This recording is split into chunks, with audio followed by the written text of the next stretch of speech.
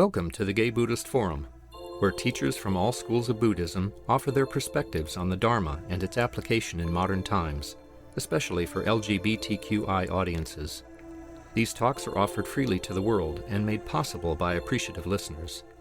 If you would like to support our efforts to share the Dharma with underserved audiences, please visit gaybuddhist.org.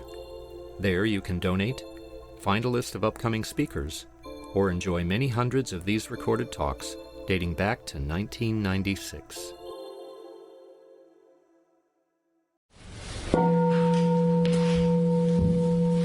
Welcome back, everyone. It's our custom to go around the room and say our names before we get started. My name is Griffin. My name is Sal. Kevin. Ray. Matthew. Stephen. Jerry. Jim. My name is Jeff. Marcus. Jay. Tony. Silas. I'm Richard. Jack. My name is Cass. I'm George. Peter. I'm Brad. Welcome, everyone in the room. I'm Kevin. I'll get you. I'm going to introduce you. I know, but I just wanted to be part of the group too. So. Peter, welcome. I know you're new. Anybody else is kind of late that's new? All right, we have a number of folks online. Steve, Bob, Greg, Bernie, Damon, Simon, Timothy, Daniel, Fred, Jeffrey, Luis, and maybe Alec in there. John, Don, Skip, Jim, Frisco, Andres, Tiki, Gaius, and someone on the phone. If you'd like me to rename you, you could let me know your name. So welcome, everyone. Today, our teacher is Kevin Griffin. Christian. Say again? Yeah, this is Christian. Oh, hey, Christian. I'm calling in from the phone. Okay. Nice to see your phone.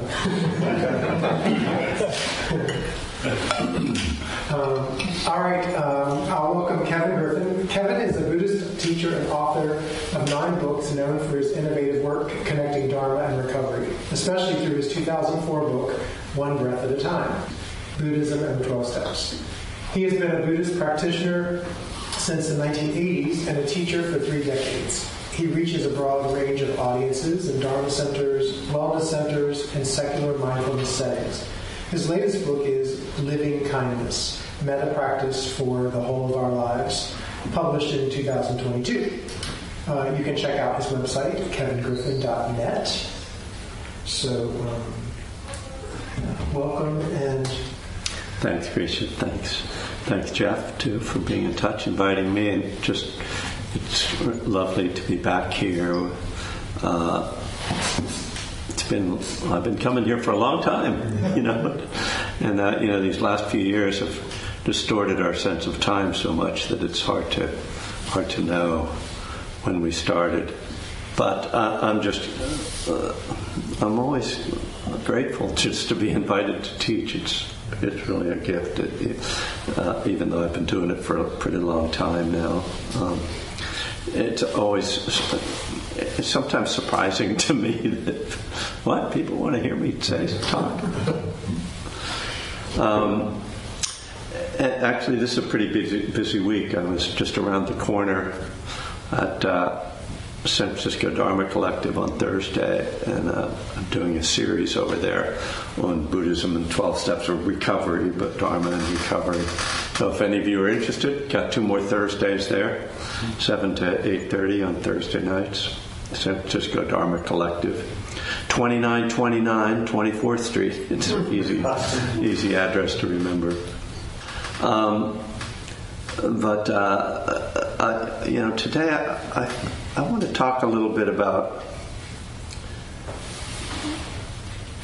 how I think of trying to live this practice and what it means to live a life informed by the Dharma. I remember a few years ago seeing an article about Roseanne Cash doing.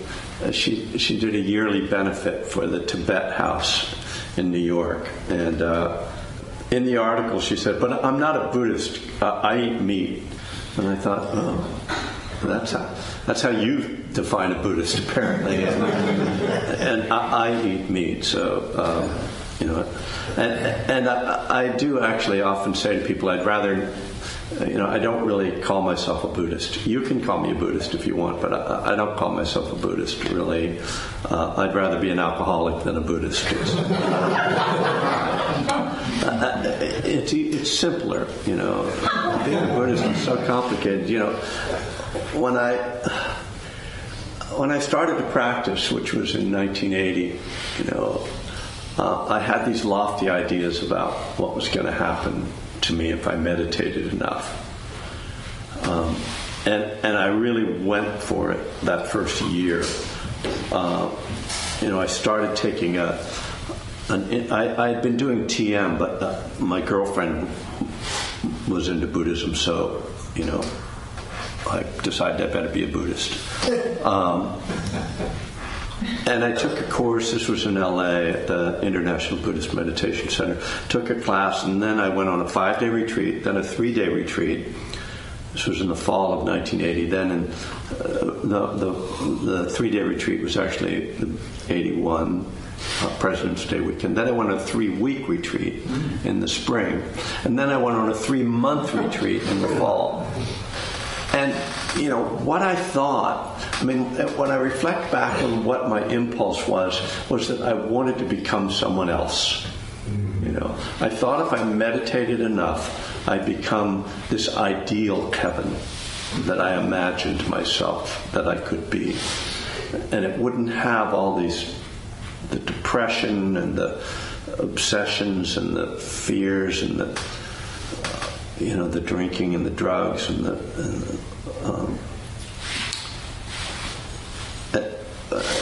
the sexual obsessions too, just to be frank about it. But there's this just agony in that, right? It's like you want to be somebody else, and you're going to meditate your way to doing it.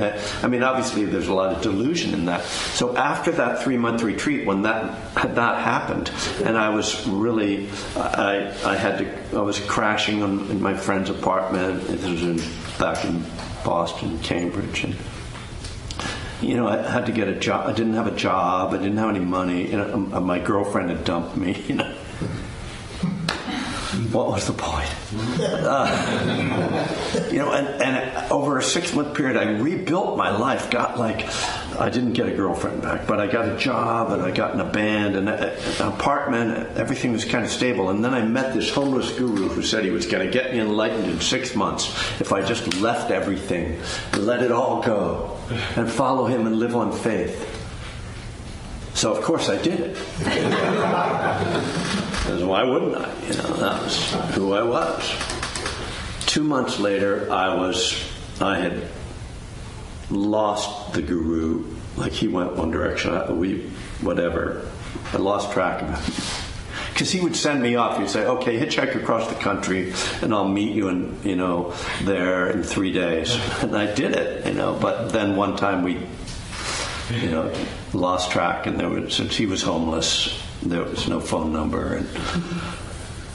But of course, I didn't have that much faith, And so there I was in Venice Beach, homeless again, but really homeless this time, where I used up my friend's benevolence and then wound up sleeping in one friend's van for 6 months. And by then, all I wanted was to just have a normal life, And it took me several years before I got back to enough normality that it actually made sense to get sober. So, that's 1985. So that was a 5-year period from when I started to do Buddhism till I got sober. And when I got sober, it really became clear to me that, if I could just have a normal life.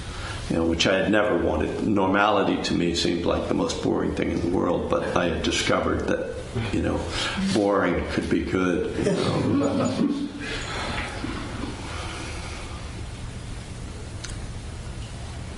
But, all of that was, around this idealized version of what spirituality meant. It was tied up with these strange things like, dressing a certain way so you looked spiritual, right? And, the beads and the scarves and the big flowing garments and meditating in a certain posture, really looking good when you were meditating. And then, along the way, I kind of encountered people because I started to live this very normal life, whatever that means. I mean,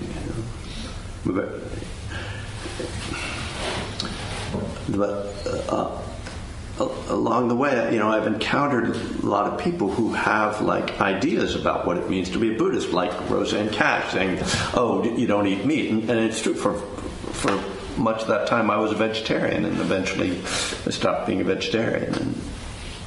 And then there's things like, well, you don't have a television if you're a Buddhist, like you don't watch television, or sports, like you would never watch sports, like football. It's so violent. I mean, you can't watch that.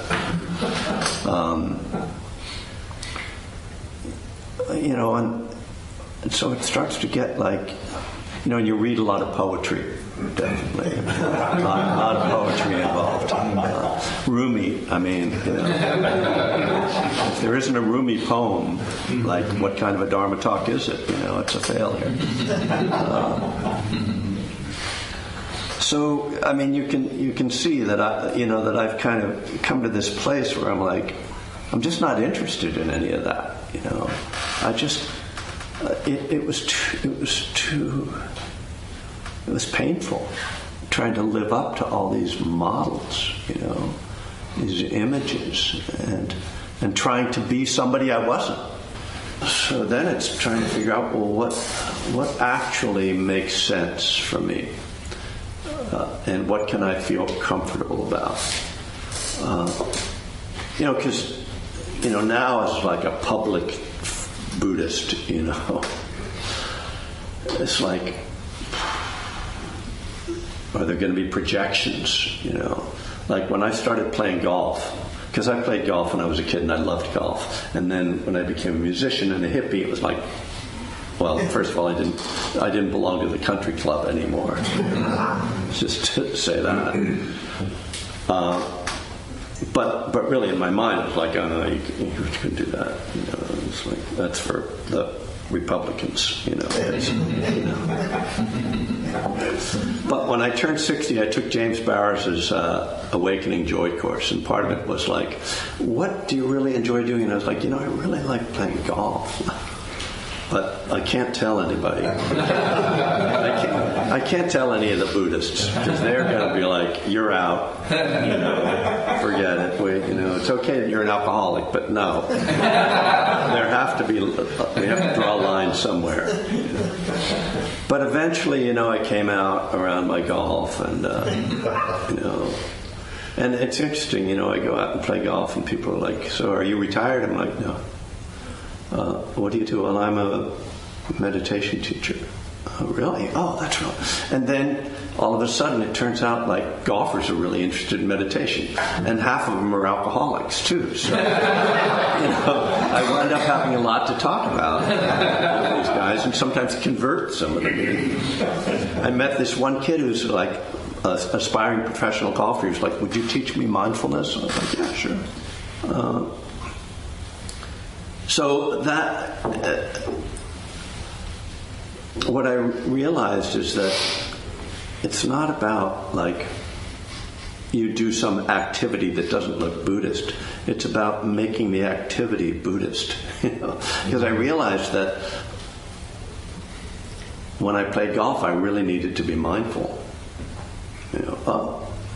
And that. I actually didn't plan on talking about golf today, but I didn't have much of a plan. I just figured I'd talk about what I said I was going to talk about, trying to live this practice. And then, noticing all the ways I get out of the present moment, I'm projecting about what my score is going to be at the end of the round, or what I did on the last hole. And oh, wow, that's just mindfulness. Oh, yeah. And then I would notice that if I would hit a bad shot, the other people would be very kind to me about it. Oh, that's okay. Wow, they're actually very compassionate. And then if you hit a good shot, they say, yeah, really nice shot. And that's called sympathetic joy in Buddhism. So I started to realize, like, oh, the Dharma is here.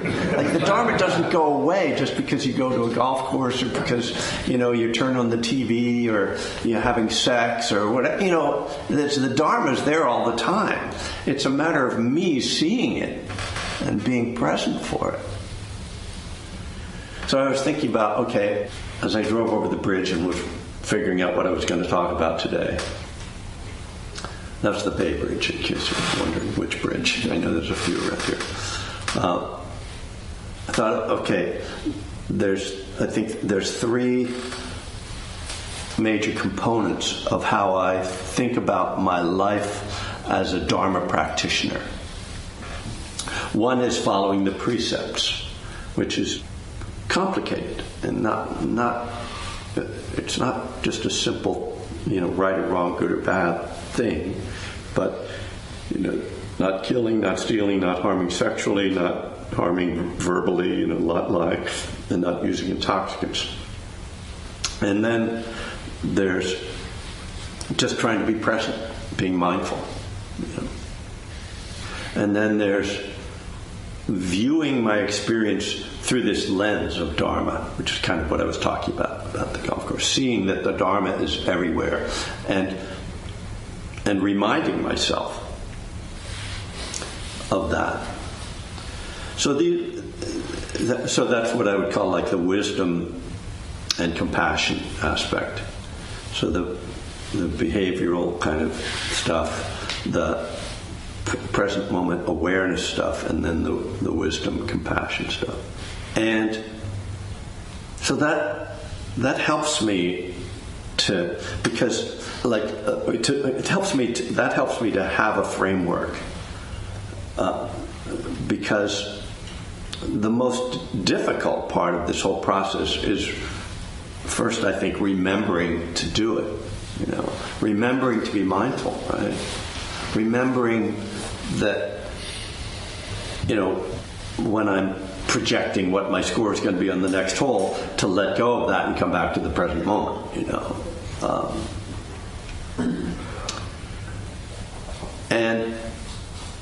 But the one thing about all three of these areas, following the precepts, being mindful, and wisdom and compassion, is that I fail at all of them. And so that has to be taken under consideration for this to work for me. Because my old model was there is no failing. If you're a Buddhist, this is what you are. You're perfect, and so you have to be. And which, of course, because it's not workable, then you wind up getting drunk because it's like, oh God, I can't do it. And the next, well, I'm going to go on another retreat and figure it out. And so, for me, like this kind of overarching thing that makes this all work is self-compassion and forgiveness. That my shortcomings in all these areas are okay. And that comes back to the simple fact that I'm a human being. I'm not this perfected Buddha that I was imagining I was going to be. I'm not this ideal. There is no ideal Kevin out there. The Platonic ideal of Kevin. And notice there was another Kevin here, so you know what I'm talking about.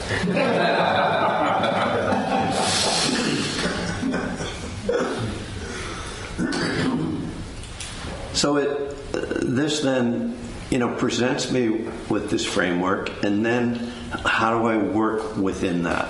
So the precepts are a really good place to start. Like the first precept is to not kill. So I think, okay, I don't, go out to kill beings, but I eat meat. So I think, okay, that's, there's like an official Buddhist version of it, that it's okay.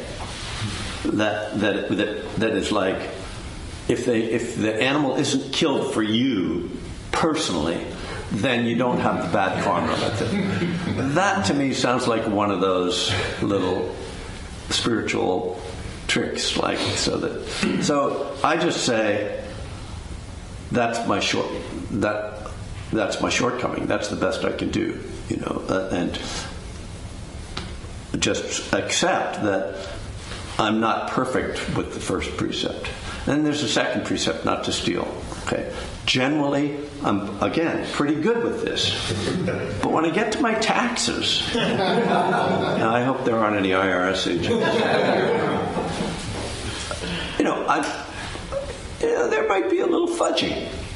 I'm like, okay, I'm not quite. Okay, I think I'm pretty good with that. Generally,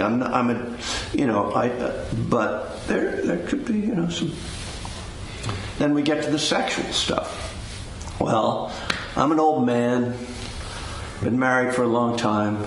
It's what I've taken to calling my relationship with my wife late stage marriage. And I was talking about this with a woman who's a friend, who's sort of a student, and she was describing her relationship with her husband, and he's a cranky old guy. And I was like, yeah, I think it's like late stage marriage where you kind of recognize, well, this is what it is, when you get into a relationship when you're young, again, it's kind of like thinking you're going to become enlightened and be this perfect person. You think that the relationship's going to be this perfect thing. It's going to last forever and it's going to have all this magic in it. And eventually it's like, I have a companion. I have a partner. And it's great. When it comes to sex, well, I mean, TMI basically, I think is applicable here. But just to say that, it's not ideal, and dealing with, male sexuality. I'm gonna really get into shit here. There's an energy to it that's intense. It's something that's not. Because men have fucked up the world with their sexual behavior for so long. Amen.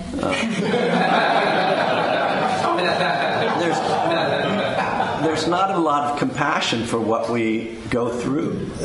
But we live with a kind of energy that's really difficult to live with.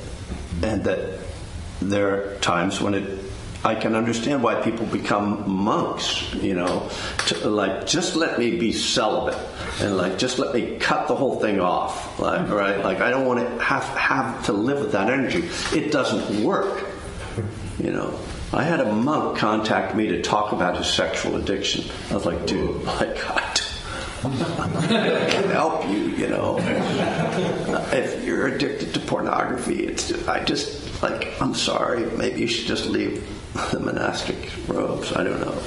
So then, here, and this relates to all the precepts generally, that I kind of go to the attitude. There's a term in the recovery world, harm reduction. And I think that's a really helpful one around sexuality, around food, around all of this. I'm not perfect, but I'm not going out there binging around these energies, I'm not harming others or harming myself, but I'm not perfect, and I try to be kind to myself about my lack of perfection. Harm reduction is a good attitude, because and it's tricky because harm reduction can also be, around alcohol and drugs can be an excuse, oh well, I cut back. I only get drunk once a month, kind of thing. Okay, do you drive when you get drunk, once a month and kill people? There's a lot of risks in getting drunk once a month. It doesn't sound like a lot, but I only shoot heroin occasionally. I was like, I don't know. So it does sometimes get used as an excuse, but I think as a general principle, if it's in a functional, healthy way, that it's a helpful way to think about our behavior, our around our spiritual life, like speech. What's right speech? There's an ideal for right speech, but there's some times when I lose my temper, or I act like an asshole. or swear when I'm giving a Dharma talk. You know? It's probably not right speech. So that's the precepts. I think I better keep an eye on the time. Oh, we're doing fine. So then there's the practice of mindfulness. This is, the heart of our practice, right? Without it, none of it really works, because mindfulness is what allows us to know what's going on. What am I experiencing? What am I feeling? How am I behaving? What am I thinking? What am I saying? I mean, it's amazing that we can go through our lives and not know any of those things, not know what we're thinking, not even notice what we're saying or how people are responding to us, just so unconscious. I mean, I don't know how many of you are MSNBC watchers, but Lawrence O'Donnell, is that his name? I watch him all the time. He did a thing on, you guys won't mind if I say something bad about Donald Trump, will you?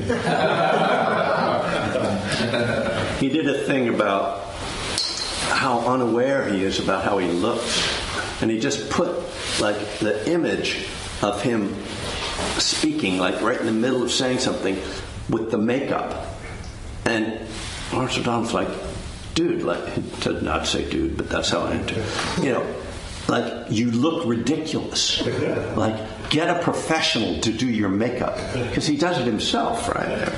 He puts these... And he's like, and your ears, you're not doing your ears. It's not working. But, this is how we can be. I mean, this is an extreme example that I think can be helpful as an example of many extreme things about human beings. But this thing of like not realizing how you're being perceived, just being so, and we can all do that, right? We just... So mindfulness is so important with this. And then it's what allows us really to bore into the depth of this practice, which to me, kind of what grounds it all to me is mindfulness of feeling. How being able to be present with what I'm feeling. Because that... first of all, like feeling is what triggers all my unwholesome behavior and what triggers all my unwholesome thoughts. And so if I'm not aware of that, I'm getting triggered all the time. So if I can be mindful of feeling, it protects me more than any other aspect of mindfulness. It keeps me from getting lost in my stuff, And there's this quote I wanted to read from Ajahn Jaya. What's his name? Jayasaro. Very simple. I think I read this the other night too. Sometimes Buddhism is called a phenomenological practice. That means that in understanding the mind, we try to observe the mind, body, emotions, and moods as phenomena in nature rather than as personal problems. So I'd put it, mind, body, but to me the moods and the emotions are the things that I see as personal problems. And if I can see them as phenomena in nature, just things that are happening. So bringing mindfulness to like, oh, there's this feeling. And I quickly name it and attach it to my history and my story, and I'm frustrated with it or embarrassed about it or angry about it, sad about it, anxious about it. And I was like, whoa, just pull back, just see that it's a thing, it's a phenomenon showing up, and breathe with that. Always breathe with that. And then it's just an unpleasant moment that passes. So that, to me, that aspect of mindfulness, just being present for feeling. I mean, there's much more we can be present for, certainly present for the body and how we hold the body and how we move the body. Being present for thoughts and seeing what our biases are, what's showing up in our mind, the craziness, the beautifulness, the beauty. But the center of it for me is just feeling, being present for that. And then that view of experience as just phenomena in nature is the view of right view, which is the wisdom aspect I talked about. So mindfulness isn't enough because we need a way of understanding our experience. Mindfulness shows us very clearly what is happening, but how we understand that or interpret it is really important. And the Dharma gives us this lens, this understanding. Oh, this is about how suffering arises. This is about cause and effect. This is about how greed, hatred, and delusion are operating in relation to your experience. And so we start to put these things together, the awareness of the experience. Because, again, like just feeling the feeling isn't enough, but when we feel the feeling through this lens of understanding that it's just phenomena arising in nature, okay, now I have a way of negotiating and working with that feeling that's different from, oh, God, this feeling is really bad. I need to call my shrink and get a new prescription, which isn't always unwise either, but just... and so this element, the wisdom, and to me the wisdom lens is the one that brings me back to the compassion and forgiveness for myself. Because if I'm really wise, I understand what's happening here in my feelings, in my mind, in my behavior is human. I'm being a human, and it's hard to be a human. So how do I want to treat someone who's having a hard time, who's experiencing a difficulty? I want to treat them with kindness and compassion.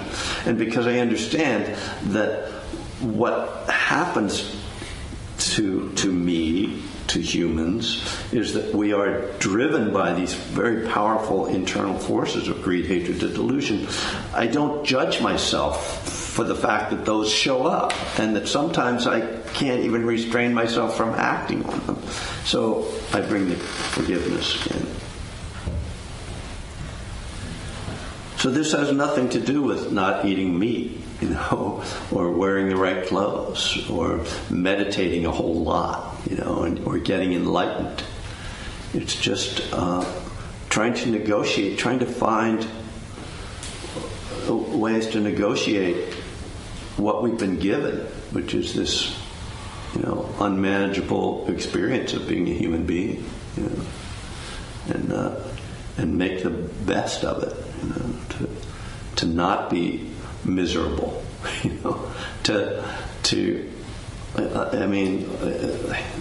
it's not even important. It's not important to be normal.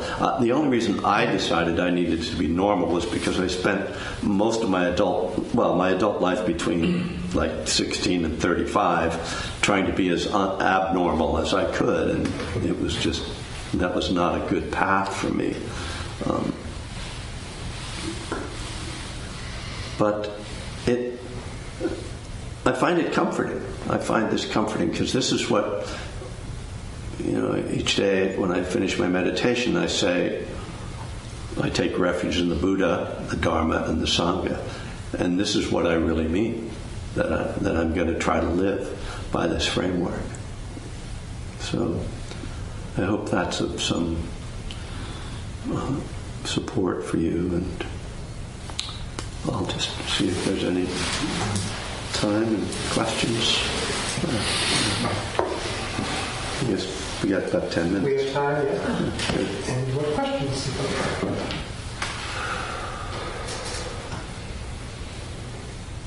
Could you repeat that quote? Yeah. And I will say this is from a book that's called More Than Mindfulness, and it's a free book, which makes it actually harder to get. It's on the probably if you Googled more than mindfulness, you would find it. It's on the Abhayagiri website, which is a Buddhist monastery. And you can download it for free, which I did here, but you can also get a copy if you write to them, and they'll send you a paperback. Where was I? I seem to have lost my place. Oh yeah, here we go. Whoop, whoop.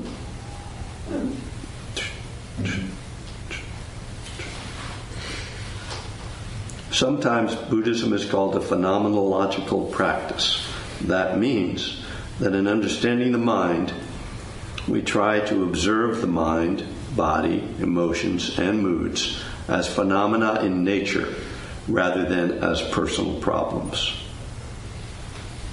So to view our experience as phenomena in nature rather than as personal problems. And so this is obviously pointing to the not self concept, but taking it out of sort of theoretical and saying like, oh, if you just see your experience not as being about you, but just as things that are happening, then you're experiencing not self. You're experiencing things as not attached to a self. So the thing that pops up for me with that is, in my little me mind, is, okay, is that the truth or is that just a trick to try to get me around taking those things as real or as issues that I need to deal with?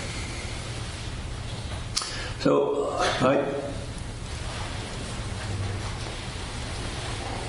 think for me this is best thought of in terms of two truths: the relative reality and the absolute reality. In absolute terms, there is no self. It's just phenomena in nature. In relative terms, all these are all real things that are happening, and I have to deal with them. And so it's both, and it's, the question is, what's the wise way to respond to them in the moment? And generally speaking, you have to address both realities. You don't have to, but I think the wisest thing is to address both realities, to hold them and be able to kind of breathe with them as just energies, but then to say, oh, do I need to address this, like this mood or this thought? Is there something I need to do in the real world? Am I clinically depressed, or is what I'm thinking about something? Maybe I should do, like, call somebody, or maybe I need to, I'm going to write this down, or I'm going to, apply. Like, I'm having a lot of feelings and thoughts about my job. I hate it, and I'm miserable there. Okay, I can just notice that's phenomena happening as a feeling, but it doesn't mean I have to stay in the job. I can also look for a new job. So it's both. They're two different aspects of reality that I have to deal with. But generally, in human culture, it's just the personal one. It's the relative reality that people are absorbed in and don't see the absolute view. And so they get so caught up in that's what causes dukkha, that's what causes suffering, and what causes all the awfulness of the world is not having this broader perspective. So that's why we emphasize it so much in Buddhism, because it's kind of like you already have that other one kind of going on. But so we need to get a balance with the other one. Thank you. Yeah, Jeff. I just had this experience this morning about my impulsiveness, in a way. There's been a mouse in my apartment, and my cat is quite the hunter. And she seemed to have cornered it behind the recycling bin in the garbage area. And so I pulled them out so she could get at it. And she did, and then the mouse was squeaking so much. No, the precepts.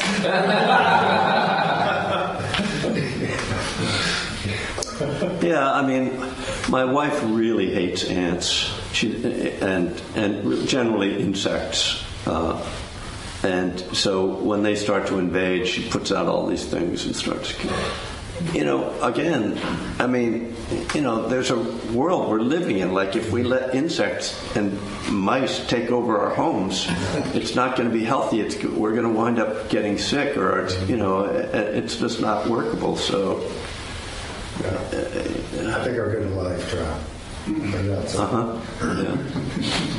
Yeah, I mean, when we first moved into our house, we foolishly tried to put down sod in the backyard, and the raccoons and skunks discovered it. So you would get up in the morning and the sod would all be rolled back. And they'd have eating all the grubs and things that were underneath. So we started having a guy come, and with the raccoons, he said they would take them out into the countryside. But with the skunks, they had to kill them because they tended to be rabid. And so they had to, so what are you going to do? Yeah. I just, speaking of rodents,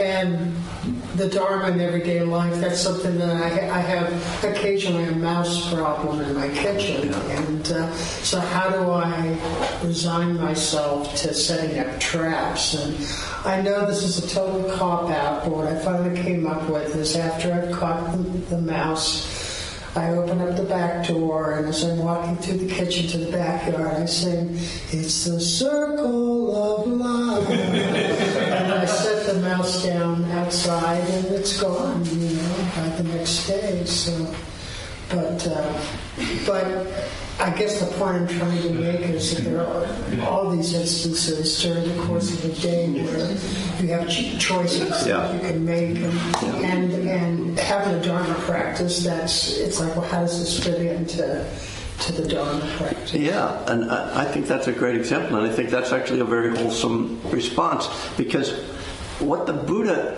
there's a behavioral thing which is meaningful, but for sure, but what the Buddha really talks about is the mind. And so what I try to do in these circumstances literally is try not to hate the beings, even if you're killing them, not hating them with anger, like, but rather, I'm sorry, this relationship isn't working. But it's the mind, because that's what the Buddha, talks about. I've talked about this with monastics as well, where they're like, no, because we think that the most karma comes from our actions, but really, according to the Buddha, the most karma comes from our mental states. And so if we act out of compassion and kindness, it's a kind act to yourself as well as to the being, to no, this is not your home, you can't be here, this is. So I think to me it's like watching, again, that's where I tune into my feeling. How am I feeling? Am I feeling this disgust and rage, or can I just be like, this is no, just act out of compassion. I see 11:50. Yeah. So we should wrap up. Yeah. Thank you very much. And it's time for announcements. Can we go to our host today? Yeah, I'm your host. Please stay and enjoy the company of the Sangha. There are refreshments and hot water for tea. The treats are vegan, but they still taste pretty good. And if you use a cup, just put it in the sink and I'll take care of it. I'll be going around with a Dharma bowl to accept contributions to cover our expenses. Your generosity is appreciated. And and the donations in the range of $10 to $20 help the Sangha meet its expenses. That includes an honorarium for the Dharma speakers, rent in this beautiful center, and a quarterly newsletter mailed mainly to people in prison. There's a newcomer sign-up sheet on the credenza if you wish to be included and receive our Sangha membership directory. Please sign up and include contact information you wish to share with the group. Some members go out to lunch after the meeting. Everyone is welcome to join them. The group meets at the front door around 12:30. Thank you. Any other announcements? Our 5-day retreat begins on Wednesday, and we've had a last-minute cancellation, so there is still private room available, and it's not too late. Where is that? Rajapani. Oh, really? Yeah. And Sean White hopes to be our teacher. All right. Any other announcements? Okay, would you like to do dedication of merit, or would you like us to use our... Oh, why don't you use your... Okay, we gather in a circle.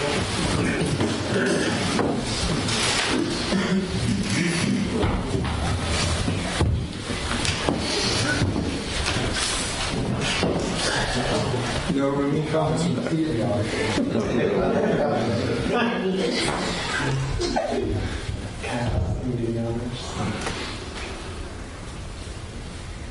By the power and truth of this practice, may all beings have happiness and the causes of happiness.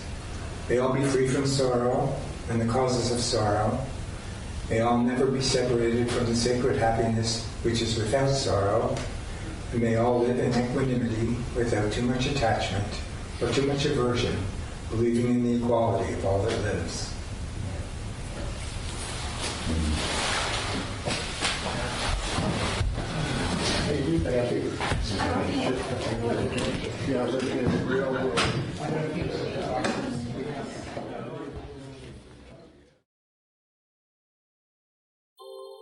Thank you for listening to the Gay Buddhist Forum. If you would like to hear several new talks per month and be notified of upcoming speakers so you can participate live, please subscribe to this podcast, like us on Facebook, and join our mailing list by visiting gaybuddhist.org.